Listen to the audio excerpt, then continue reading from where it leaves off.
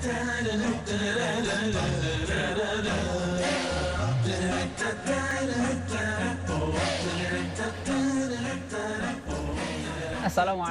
warahmatullahi wabarakatuh. Apa kabar sahabat muslim di rumah? Mudah-mudahan semoga Anda dalam keadaan sehat walafiat, selalu dalam lindungan Allah Subhanahu wa taala. Amin amin ya rabbal alamin. Senang sekali rasanya saya Riko Nafitrimah dan rekan saya Wibawa Mega Putra dapat hadir di tengah-tengah Anda, menemani Anda semua sahabat muslim, menyajikan segmen-segmen menarik yang patut untuk Anda saksikan dalam program acara Assalamualaikum Indonesia. Dan Riko, seperti biasanya ya, kita akan memberikan informasi-informasi yang menarik ya di program Assalamualaikum Indonesia. Dan tak hanya itu Riko. Tak hanya itu, kita juga menghadirkan tamu-tamu istimewa tentunya yang menginspirasi sahabat-sahabat muslim di rumah. Oke, tentunya Dan nanti ngobrol yang santai, terus juga berisi ya Riko ya. Jangan ngobrol yang nggak berisi. Kata orang Medan nih kombur-kombur. Kombur-kombur ya. Iya, baik sahabat muslim manapun Anda berada di program Assalamualaikum Indonesia Salam TV, Anda dapat terus menyaksikan melalui apa? Melalui satelit Palapa 40147272 horizontal. Atau nih sahabat muslim, Anda juga bisa menyaksikan program acara kami melalui streaming di salamtv.info. Dan tak hanya itu nih Wibawa ya, sahabat bagi sahabat muslim nih yang aktif di media sosial, Anda bisa follow Twitter program acara Assalamualaikum Indonesia @id_assalam. Anda bisa mention informasi-informasi menarik yang terjadi di sekitar Anda, dan yang menarik nanti kita akan bacakan pada episode mendatang. Oke, nanti sahabat muslim dapat menyampaikan informasi-informasi ya Riko ya. Dan tentunya informasi-informasi itu dapat kami sampaikan atau kami informasikan kembali melalui program Assalamualaikum Indonesia. Bukan berupa pertanyaan ya, tapi informasi. Tentunya ya, ada beberapa SMS yang sudah masuk Riko. Yang bertanya apa hukum ini, apa hukum itu, ternyata itu tidak tepat Riko, karena SMS Center itu fungsinya adalah mungkin untuk menyambung silaturahmi, mungkin mengirim kritik dan saran Riko seperti itu. Jadi sahabat muslim manapun Anda berada yang ingin mencoba berkomunikasi melalui SMS yang tentunya mungkin sahabat muslim bisa menyaksikan di layar kaca Anda ya sahabat muslim, itu digunakan untuk kritik dan saran, atau mungkin sahabat muslim ingin bersilaturahmi, misalnya misalnya saya Riko yang ada di Tasikmalaya atau di mana gitu. Riko Tasikmalaya ya? Oh enggak ya. Misalnya Riko di Bukit Tinggi ya, lagi makan rendang gitu. Boleh SMS. Oh boleh seperti itu. Enggak, artinya menyampaikan informasi gitu. Bisa saja nanti program Assalamualaikum Indonesia bisa syuting di sana, terus makan rendang di Bukit Tinggi. Kabar gembira juga nih Bang ya. Ternyata program kita Assalamualaikum Indonesia telah disaksikan banyak orang. Banyak orang. Jadi ada dari Lampung, Bekasi ya, Jakarta juga sahabat muslim. Dan saya kemarin sudah bilang sama ibu saya, Bu, cepet-cepet beli parabola ya, biar bisa nyaksin anaknya gitu ya. Iya, soalnya di rumah nggak ada internet gitu, jadi nggak ada parabola juga, jadi paksa untuk beli parabola ya. Sahabat muslim juga ya, informasikan buat tetangga, kerabat ya, orang terdekat Anda, cepet-cepet beli parabola ya, biar bisa nyaksiin program Assalamualaikum Indonesia di Salam TV. Karena tadi yang telah Wibawa sampaikan tadi ya sahabat muslim ya, program acara ini tidak hanya hambar, tapi menyajikan informasi-informasi menarik. Informasi-informasi yang menarik. Jadi tidak cuma sekedar ngobrol ya, canda tawa enggak, tapi juga memberikan informasi-informasi yang menarik dan tentunya bisa diambil manfaatnya. Sahabat muslim, dan di edisi kali ini ada informasi-informasi menarik yang akan disampaikan. Tentunya saya selalu termotivasi ya untuk selalu memberikan yang terbaik untuk sahabat muslim dengan informasi-informasi yang menarik dan bermanfaat untuk sahabat muslim. Wah, seperti biasa nih sahabat muslim ya. Wibawa membuat kita penasaran kira-kira informasi apa nih yang akan disampaikan kepada sahabat muslim di rumah. Langsung saja kita ke segmen pertama yang akan dipandu oleh rekan saya Wibawa. Silakan Wibawa. Oke, sahabat muslim dimanapun Anda berada, terima kasih Riko yang sudah membuka program Assalamualaikum Indonesia di kesempatan kali ini. Dan seperti biasanya, saya akan menyampaikan informasi-informasi yang menarik ya di kabar untuk Anda.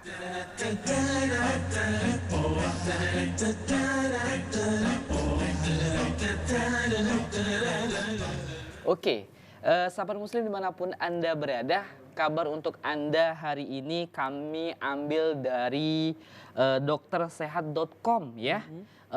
Riko, mungkin Riko pernah mengalami yang namanya seperti pilek ya, atau flu, demam, atau mungkin batuk dan lain sebagainya, Riko ya. Demam seperti demam tinggi dan sebagainya. Jangan anggap remeh, Riko. Kenapa? Karena ada beberapa penyakit yang membahayakan sahabat muslim, itu ternyata berawal dari flu, pilek, dan demam seperti itu. Nah, seringkali sahabat muslim kita menganggap remeh beberapa gejala penyakit seperti ini. Sehingga kita tidak perhatian, kemudian menganggap sepele, dan ternyata itu merupakan awal mula terjangkit penyakit yang membahayakan. Nah, hari ini sahabat muslim, saya akan menyampaikan beberapa penyakit yang membahayakan, yang sangat mengancam kehidupan. Wah, kira-kira ada apa ini? Seperti itu ya. Oke, sahabat muslim dimanapun Anda berada, berikut adalah beberapa penyakit yang mematikan yang paling mematikan di dunia, Riko. Yang pertama itu mungkin Riko pernah dengar HIV dan AIDS ya. Pernah. Nah, ini adalah merupakan penyakit yang paling membahayakan sahabat muslim di peringkat pertama. Jadi HIV dan AIDS itu merupakan penyakit yang sangat-sangat membahayakan. Bahkan ada yang mengatakan bahwa belum ilmuwan belum mendapatkan bagaimana cara mengobati HIV AIDS ini. Belum ada ya? Jadi sahabat muslim dimanapun Anda berada, penyakit HIV atau AIDS ya, HIV dan AIDS ini adalah merupakan sekumpulan gejala dan infeksi yang timbul karena rusaknya sistem kekebalan tubuh ya, akibat infeksi virus HIV atau infeksi virus-virus lain yang sejenis dari HIV itu. Ada SIP, ada FIP ya, dan lain-lainnya. Nah, virusnya sendiri ya, ini adalah melemahkan kekebalan tubuh pada manusia, sehingga tadi Riko diawali dengan gejala flu, demam dan lain sebagainya. Itulah yang awal mula dari penyakit HIV ini. Ternyata ya bahwa penyakit HIV yang mematikan diawali dengan flu juga. Iya, diawali dengan flu, batuk, demam seperti itu. Nah, dan belum ada obatnya? Iya, ada sebagian ilmuwan yang mengatakan seperti itu. Jadi belum mendapatkan obatnya atau bagaimana cara mengobati HIV dan AIDS mungkin ini. Mungkin ya, Riko butuh informasi. Mungkin sahabat muslim di rumah juga butuh informasi. Kira-kira penyebaran virus HIV seperti apa? Oke ya. Namun sebelum itu Riko, saya ingin sampaikan bahwa orang yang terkena virus ini akan menjadi rentan terhadap infeksi ortonistik ataupun mudah terkena tumor. Seperti itu. Jadi mungkin sahabat muslim punya saudara atau teman sanak famili ya, yang menderita penyakit HIV dan AIDS ya, bisa saja itu terjadi. Nah, sahabat muslim pasti menemukan ya, ini sering terjadi Riko ya, menemukan ada beberapa daging tumbuh atau yang disebut dengan tumor Riko. Jadi penyakit HIV dan AIDS ini bukan saja demam tinggi ya, kemudian meninggal dunia, tidak, tapi dibarengi dengan beberapa daging tumbuh yang kemudian ini akan menjadi luka seperti itu. Itulah yang disebut dengan penyakit HIV dan AIDS ya. Meskipun penanganan yang telah ada dapat memperlambat laju perkembangan virus ya, ada juga beberapa penanganan yang membuat penyakit HIV dan AIDS ini menjadi lambat, tetapi ini juga tergolong penyakit yang mematikan, Riko. Nah, HIV dan AIDS ini adalah virus yang sejenis yang umumnya ditularkan melalui kontak. Ya, seperti itu ya. Kontak langsung antara lapisan kulit. Seperti misalnya aliran darah, seperti itu sahabat muslim, dengan cairan tubuh yang mengandung HIV AIDS. Seperti itu. Misalnya makanya kita kalau mau donor darah sama muslim dites dulu seperti itu ya, apakah darah ini sehat atau apakah tidak, terjangkit virus HIV. Seperti itu, karena HIV dan AIDS ini tertular karena adanya kontak langsung ya, seperti adanya transfusi darah seperti itu ya, dan juga air mani seperti itu. Jadi itulah kenapa Islam melarang kita untuk berhubungan badan bebas seperti itu ya, di luar nikah. Pergaulan bebas itu karena orang yang melakukan pergaulan bebas ini rentan terkena penyakit HIV dan AIDS karena ini merupakan kontak langsung, Riko. Iya, ya. Jadi sahabat muslim ya, jangan suka apa namanya? Jangan coba-coba ya, jangan coba-coba. Jangan coba-coba ikut pergaulan bebas. Karena ini merupakan awal mula atau penyebab dari bisanya mungkin terjangkitnya virus HIV dan AIDS. Dan kemudian sangat mematikan ya. Seperti itu. Jadi bukan saja mani, bukan cairan mani saja, Riko, bisa saja itu tertular oleh cairan vagina seperti itu. Oh iya. Seperti itu. Jadi kalau kita laki-laki yang tidak terkena AIDS ya, bisa saja kita terkena AIDS oleh wanita karena ada cairan vagina, atau sebaliknya seorang wanita dia tidak terjangkit penyakit HIV dan AIDS, tetapi dia bisa terjangkit karena adanya kontak tadi ya, kontak langsung ya, berhubungan badan karena cairan mani tersebut. Seperti itu. Dan air susu ibu, Riko. Jadi ibu bisa menularkan virus HIV kepada anaknya. Seperti mengerikan ya. Oh, mengerikan sekali. Jadi sahabat muslim manapun harus Anda jaga berada, kesehatan. Seperti itu ya. Ibu-ibu itu juga bisa menularkan penyakit lewat air susu seperti itu. Nah, sahabat muslim dimanapun Anda berada, selanjutnya penyakit yang mematikan ya. Oh ya, saya belum baca ya. Belum baca selanjutnya nih sahabat muslim ya. Para ilmuwan ya berpendapat bahwa AIDS berasal dari Afrika. Ya, dari Afrika. Virus ini berasal dari Afrika. Dan saya akan membacakan kurang lebih 38,6 juta orang di seluruh dunia ya diperkirakan telah terinfeksi penyakit HIV dan AIDS. La haula wala quwata illa billah. Iya, itu pada tahun sekitar 2006, 2016, 10 tahun mungkin lebih banyak lagi. Apalagi pergaulan bebas sekarang luar biasa, Riko ya. Bebas bergaul ya, beda ya. Artinya pergaulan bebas itu adalah sesuatu yang sangat dilarang ya. Gonta-ganti pasangan seperti tanda kutip ya.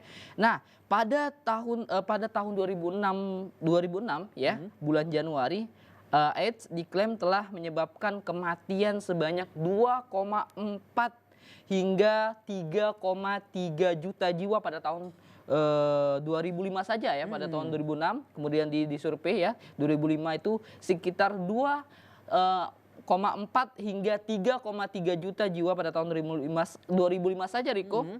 Itu kurang lebih 570.000 jiwa diantaranya itu adalah anak-anak. Wow. Jadi di 3,3 juta jiwa itu dan 570.000 itu adalah anak-anak. Itu tertular ya. Jadi sahabat muslim ya yang berkeluarga jangan coba-coba untuk berhubungan badan secara bebas ya. Artinya makanya itu Islam, sahabat muslim di rumah ya, Islam itu komplit dibawa sampai kepada Nabi Allah Subhanahu wa taala melarang kita jangan dekati zina, bukan jangan berzina tapi jangan dekati zina. Oleh karena itu solusi yang terbaik itu adalah Islam ya, menjaga bagaimana menjaga ya.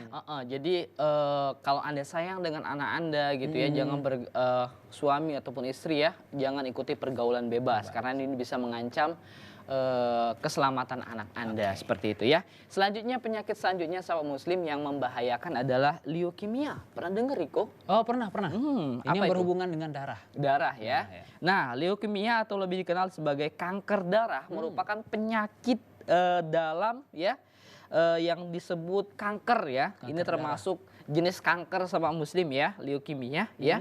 Nah, pada darah ya atau sumsum tulang yang ditandai oleh perbanyakan secara tak normal ya, perbanyakan secara normal atau transformasi maligna dari sel-sel berbentuk darah di sumsum tulang dan jaringan limfoid ya, umumnya terjadi pada leukosit, sel darah putih. Jadi sel darah putihnya itu lebih banyak ya dari sel darah merahnya, karena itu sel darah putih ini memakan sel darah merah. Nah, makanya orang leukemia itu sahabat muslim sering cuci darah ya. Cuci darah. Dimana katanya nih rumornya mengatakan bahwa leukemia ini juga belum ada obatnya, apa betul itu ya? Nanti kita baca lagi ya. Silakan. Iya, sahabat muslim manapun Anda berada ya. Penyakit leukemia ini merupakan penyakit yang sangat membahayakan ya. Pada tahun 2000, Riko, itu sekitar 256.000 ya anak dan dewasa di seluruh dunia menderita penyakit sejenis leukemia. Nah, Dan 209.000 orang diantaranya meninggal karena penyakit tersebut. Jadi sahabat muslim, kurang lebih 90% dari semua penderita ya itu terdiagnosa adalah orang dewasa. Jadi leukemia ini sangat mematikan, Riko, ya. Jadi kalau dihitung di persentasenya ternyata jarang orang artinya bisa menghirup udara segar, hidup ya di muka bumi ini lebih panjang seperti itu. Tetapi Riko, kita tidak kemudian menafikan takdir Allah ya. Jika Allah berkehendak, insya Allah yang saudara-saudara kita atau orang tua kita atau siapapun dia yang menderita leukemia, semoga Allah Subhanahu Wa Taala menyembuhkannya. Bukan berarti kita memvonis orang itu nggak bisa sembuh ya. Iya. Dan juga sahabat muslim, kesembuhan itu berada di tangan Allah, dan kemudian Anda juga harus berusaha semaksimal mungkin untuk kemudian Anda bisa sembuh, Riko. Artinya semangat, Riko, ya, untuk sembuh seperti itu. Dan selanjutnya, Riko, penyakit selanjutnya adalah Ebola. Ebola, apa itu Ebola? Ini adalah sejenis virus, Riko, dan juga ini disebabkan virus ini merupakan seperti bisa dikatakan flu, ya. Mungkin pernah dengar sakit Ebola ya.